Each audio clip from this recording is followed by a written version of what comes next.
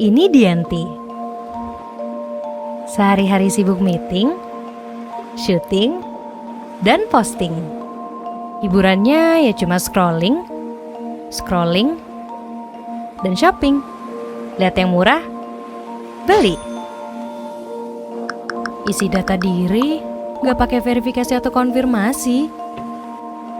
Sampai